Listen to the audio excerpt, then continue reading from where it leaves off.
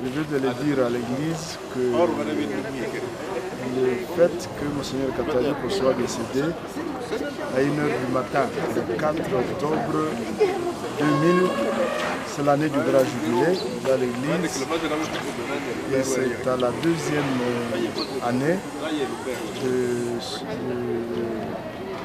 comme archevêque de Bukavu.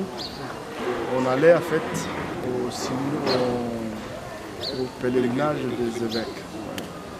Et il était invité pour participer au Chéam, le symposium de conférence épiscopale de l'Afrique et de Madagascar. Et après 7 mois d'exil à Butembo, Béni. Un exil qui lui a été imposé par le chef de l'IRCD Goma. Il a passé 7 mois en exil à Butembo, ici dans le diocèse. Et c'est à ce moment-là qu'il a aussi posé les fondations de la bibliothèque dont nous parlons, une fondation qui a un mètre de profondeur et un mètre au-dessus de pierre. Et c'est lui-même avec de l'argent qu'il recevait, qu'il tirait de sa poche et des ouvriers qu'il a mobilisés. Ce n'est pas le diocèse, ce n'est pas l'économie générale qui a fait ce travail-là, c'est lui. Parce qu'il voulait donner une image à l'université catholique de la Gênes qu'il a considérée après sa création comme l'œuvre, je dirais, qui chapeaute le sommet de tout ce travail de développement avec le concours de toute la communauté. Et parce qu'après cette création, il disait, bon maintenant je peux partir. J'ai accompli au fond l'œuvre, mais c'est une œuvre de foi. Parce que ce n'est pas l'université, ce n'est pas une petite chose. Il faut avoir de l'argent, il faut avoir des moyens, il faut avoir de l'initier quelque chose de ce genre. Mais voilà ce que c'est devenu. Et c'est pour ça que nous sommes invités à pérenniser cette œuvre avec toutes les autres qu'il a accomplies. Ça, c'est ce volet-là. Mais si nous revenons sur le volet après 7 mois d'exil, à Béni, donc je dis que ce n'est pas un hasard que cet exil a pris fin le 14 septembre, le jour où nous célébrons la fête de la Sainte Croix. C'est ce jour-là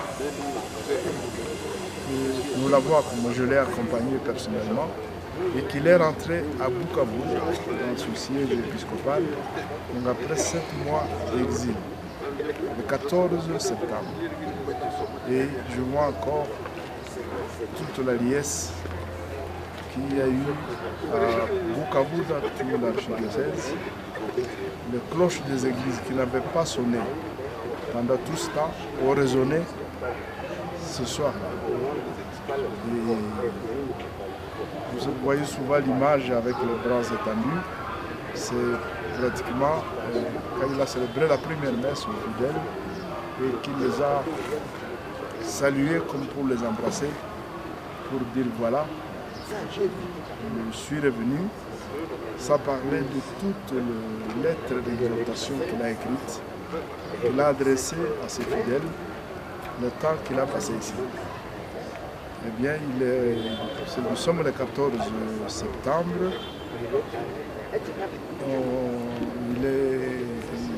Je suis resté avec lui presque une semaine, le temps d'ordonner des prêtres qui n'avaient pas été ordonnés, qui attendaient toujours des diacres, qui attendaient des ordinations. Et après les ordinations, il devait me précéder à Rome pour participer au Chéam dont je viens de parler, qui devait commencer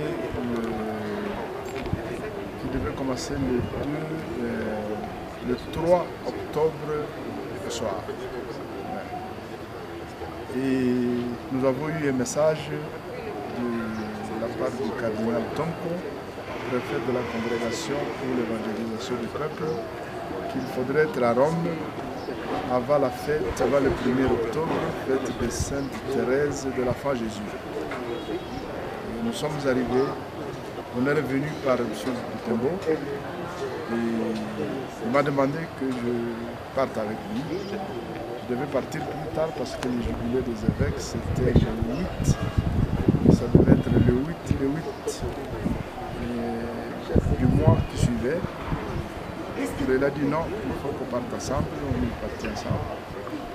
On est arrivé à Rome et à Rome on est allé voir le cardinal Tomko, son éminence, qui est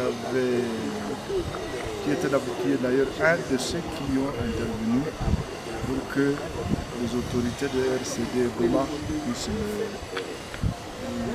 lui remettre sa liberté, afin qu'il aille au Chéam, à l'ouverture. Non, avant cela, donc le 1er octobre, il y avait une canonisation.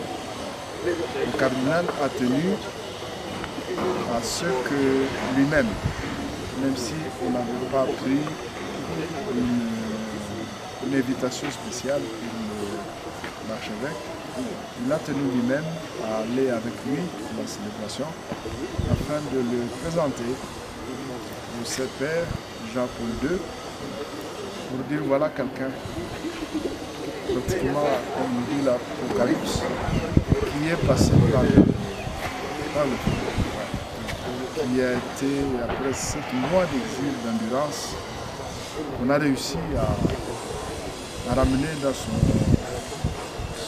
archidiocèse et qui n'a pas cessé pendant tout cela à s'adresser, à exhorter ses brebis à demeurer fidèles dans la foi, à ne pas perdre le courage. Il lui a donné 2 jours plus tard, donc le 3, on s'est séparés le 3 du matin. Il est allé là où il devait se tenir le Chéam. On s'est donc séparés de la maison du journaliste de l'Assomption. Et moi je suis allé voir mes prêtres qui sont à Toulouse.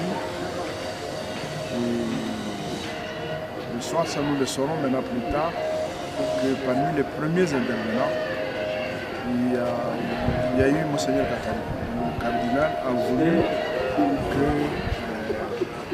parmi les évêques qui devaient prendre la parole le premier, qu'il y ait l'archevêque de Bukavu et aussi l'abbé Misago, qui était au diocèse de Kikongoro, qui avait été aussi avec toujours le même mouvement, donc ce qui s'est passé au Rwanda, qui avait lui aussi été incarcéré, et il avait été aussi libéré. Mais c'est Monseigneur Katari, là je suis sûr, c'est de lui qu'on rapporte qu'il lui a accordé la parole et qu'il s'est adressé à tous les membres de la conférence, les évêques, les cardinaux et autres. Le soir, il dit voilà, en évoquant la mission prophétique de chaque évêque, de chaque fidèle, cette mission prophétique. La parole célèbre, devant tout le monde de l'Afrique, tout ce que nous faut subir, ceux qui nous gouvernent, avec la complicité, naturellement, même des citoyens. Donc devant tout cela, on ne peut pas ne pas parler. On ne peut pas se taire. Et cela, c'était son discours. Et le soir, vers 23h, il y a l'abbé Urbain, secrétaire général de la conférence épiscopale de Congo, Kavula. Il m'a appelé et il dit non, l'archevêque a eu un petit malaise. On l'a conduit à à l'hôpital après les exercices, d'essayer de... Il avait quelques problèmes de respiration. Bon, naturellement, les évêques sont hypertendus. Donc, ils vivaient déjà avec ça. Et bon, on a dit aussi, ce n'est que, comme on l'a amené à l'hôpital, c'est que tout ira bien. Et bien, à 1h30 du matin, l'abbé me rappelle, il dit, Monseigneur, notre vieux l'archevêque vient de nous quitter. Et voilà, nous étions donc à 1h du matin, le 4 octobre. Et moi, j'ai pris cela, j'ai dit que ce n'est pas un hasard. J'ai évoqué le 14 septembre et j'ai évoqué cette date. Vous avez quelque chose par rapport à leur vie? Beaucoup de témoignages. Ces témoignages, il y en a qui ont déjà été recueillis dans des livrets, des fascicules, des lettres, tous ceux qui le connaissent.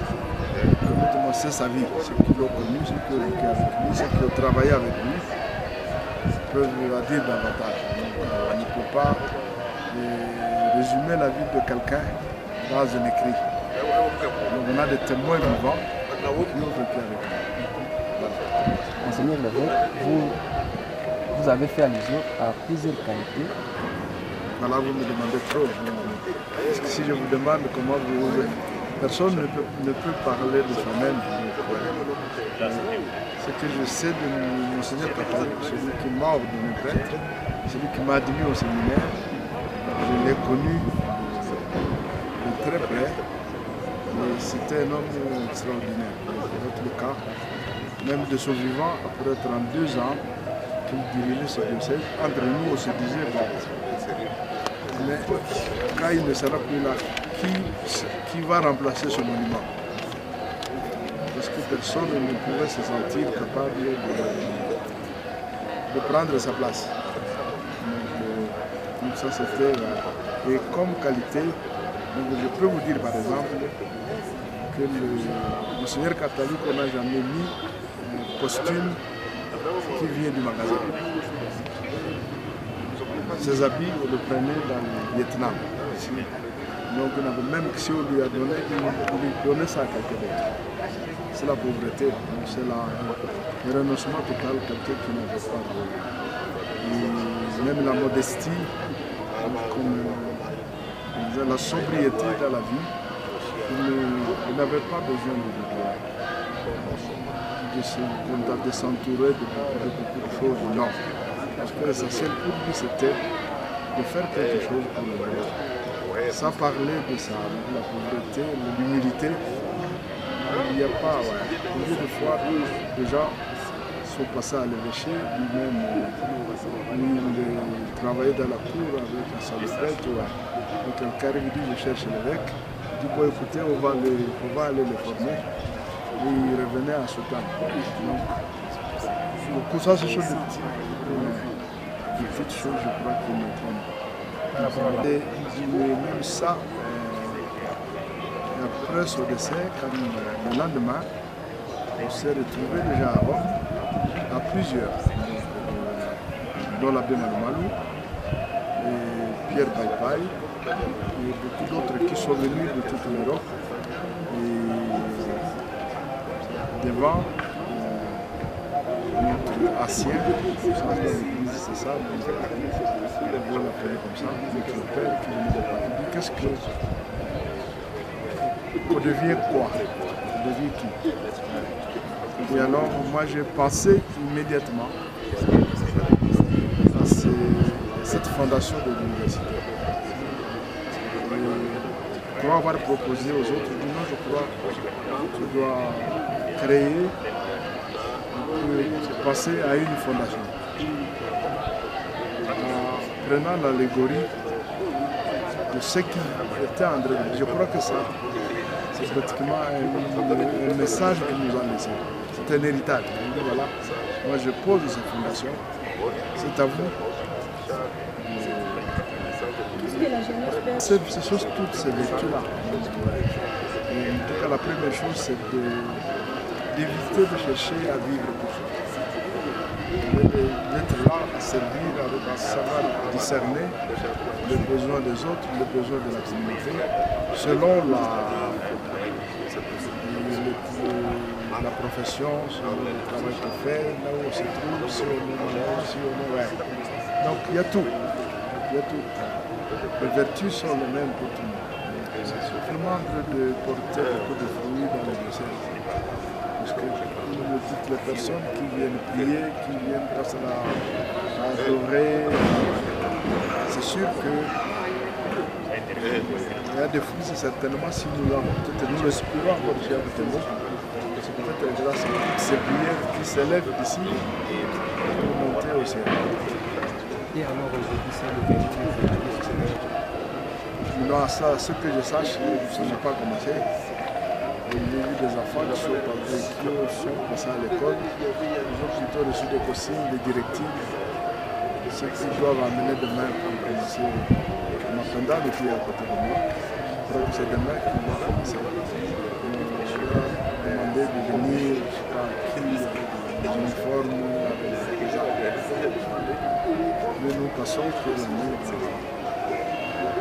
va bien démarrer. Donc, faudra-t-il que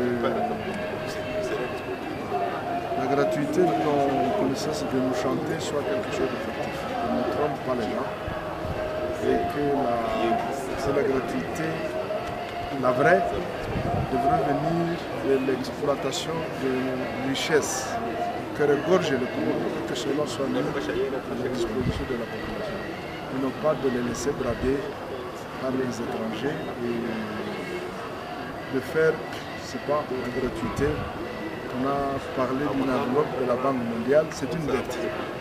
Maintenant, je crois que ce n'est pas avec ça qu'on peut dire qu'on va faire la gratuité dans un pays.